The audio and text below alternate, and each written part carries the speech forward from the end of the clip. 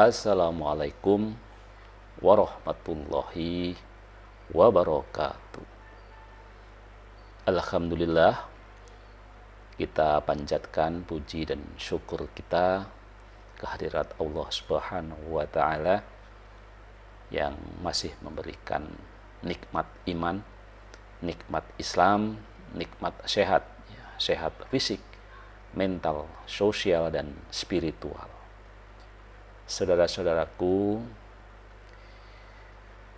di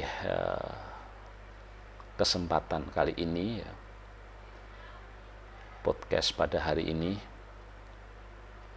akan mencoba memberikan pengetahuan berkenaan dengan salah satu pandangan yang berkaitan dengan mungkin salah satu metode diet gitu ya, di beberapa kalangan di masyarakat yang kemudian disebutnya sebagai kaum vegetarian ya. Bagi bagaimana Islam ini memandang vegetarian ya. Jadi saat ini beberapa orang memilih cara hidup dengan hanya mengkonsumsi tanaman ya. Jadi tidak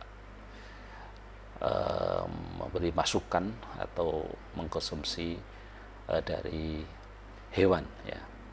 Jadi artinya orang ini hanya mengkonsumsi makanan yang berasal dari tumbuhan ya, alias tidak makan bahan pangan hewani ya. Nah, alasan dari para vegetarian ini tentu saja cukup beragam ya. Nah, ada yang karena kepercayaan gitu ya. Ada karena gaya hidup ya. Bahkan juga ada alasan menjaga lingkungan gitu ya. Nah, lantas bagaimana sesungguhnya Islam memandang fenomena atau praktek dari vegetarian ini ya. Seorang ulama dari Indonesia yang merupakan imam besar Masjid Istiqlal, Profesor Kiai Haji Nazaruddin Umar mengatakan panduan dan teladan hidup seorang muslim ya Al-Quran dan Sunnah Nabi Muhammad Sallallahu Alaihi Wasallam. Jadi kita itu mau menjadi apa saja ya patokannya ke sana gitu ya. Sehingga paling mudah untuk melihat bagaimana vegetarian ini ya kembalikan saja kepada panduan kita yaitu Quran dan Sunnah.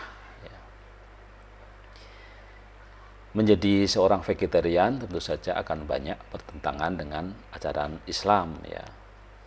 Jadi sebagai gambarannya di bulan di bulan besar kalau kita ya, atau di hari raya Idul Adha ya, kita diwajibkan untuk memotong kurban ya.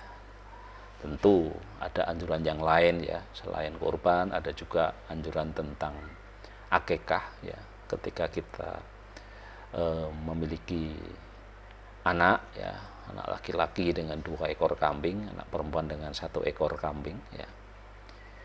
Dan tentu saja kan tidak mungkin ya kemudian kambing itu dipotong kemudian dibuang atau sapi itu dipotong kemudian dibuang ya. Jadi tentu saja dipotong adalah untuk dimakan ya. Jadi ada beberapa syariat yang menganjurkan memotong hewan ya, jadi lalu dimakan ya. Dan kalau kita melarang orang makan daging ya akan bertentangan dengan apa yang disyariatkan Islam ya. Jadi yang jelas bahwa Rasulullah SAW juga makan daging ya. Lebih terang lagi kalau berkorban ya, tapi ternyata tidak makan dagingnya dan dibuang, itu tentu saja akan menjadi mubadir kan gitu ya. Kemudian juga di hari-hari lain ya,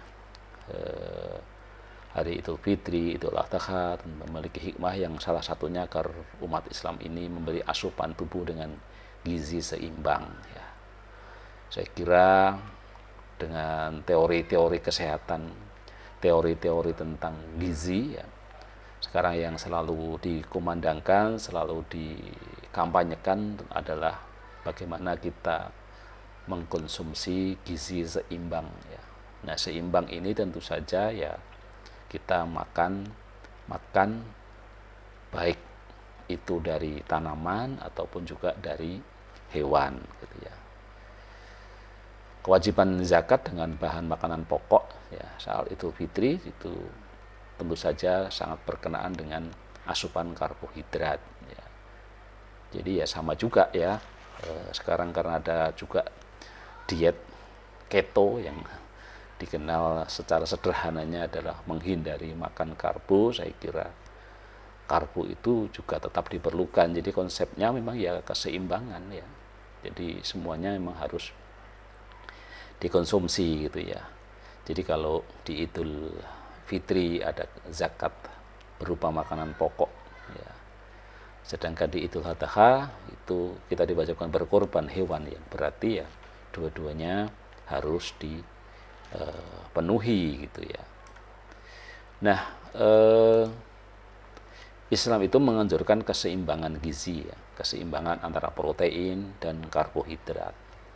Tanpa protein tentu tubuh menjadi lemah ya. Kalau protein tanpa karbohidrat akan ada masalah juga gitu ya.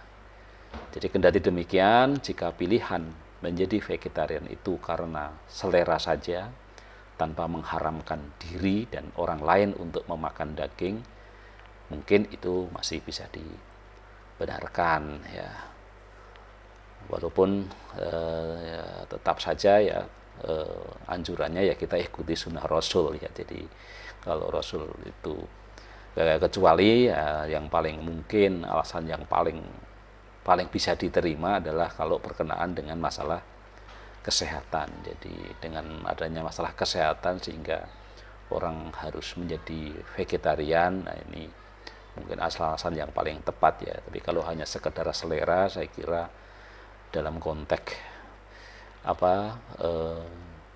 ilmu gizi juga jangan kita berdasarkan selera kan gitu ya. Jadi kita diharapkan kita makan yang bervariasi ya, walaupun kita mungkin kurang suka di lidah, di mulut gitu ya. Tapi kalau kita memang itu halal, itu thayyib ya harus kita konsumsi gitu ya. Nah, tapi kalau kemudian kita mengharamkan yang dihalalkan Allah, nah itu yang jelas nggak boleh ya. Kalau nggak mau makan, jangan suruh orang berhenti makan ya. Tidak boleh melarang orang makan daging karena Nabi makan daging. Ya sama juga tidak boleh orang melarang makan karbo gitu ya, karena daging juga makan karbohidrat juga gitu ya.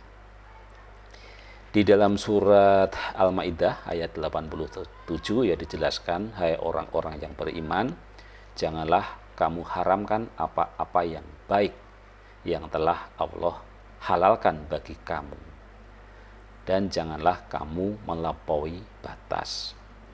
Jadi melampaui batas ini juga pemahamannya tentu saja ya tadi ya ekstrim gitu ya. Jadi ekstrim hanya tanaman, ekstrim hanya hewan, juga ekstrim berlebih-lebihan ya, berlebih-lebihan.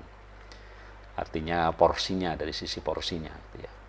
Sesungguhnya Allah tidak menyukai orang-orang yang melampaui batas ya. Jadi adapun pendapat yang menyebut pilihan menjadi vegetarian adalah untuk menjaga kelestarian hewan atau menjaga lingkungan, saya kira ini dengan juga tidak bisa dibenarkan ya. Jadi karena ajaran Islam itu hanya membolehkan mengkonsumsi hewan-hewan yang cara berkembang biaknya mudah ya. Nah, seperti sapi, kambing, ayam gitu ya. Ya, dan Allah itu maha adil ya. Jadi hewan yang boleh dikonsumsi orang ya biasanya yang cepat perkembangannya. Jadi kalau hewan langka ya seperti harimau ya itu tidak boleh dimakan. Jadi alam ini tidak akan menderita jika yang makannya adalah manusia ya. Tapi kalau dimusnahkan begitu saja tanpa dimakan, itu yang akan menjadi masalah ya.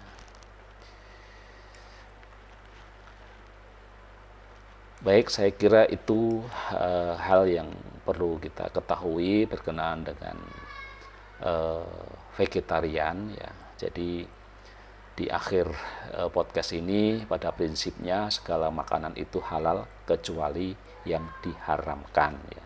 Jangan dibalik menjadi segala sesuatu itu haram kecuali yang dibolehkan gitu ya. Jadi prinsipnya segala makanan itu halal kecuali yang diharamkan. Jadi kita tidak boleh mengharamkan, termasuk mengharamkan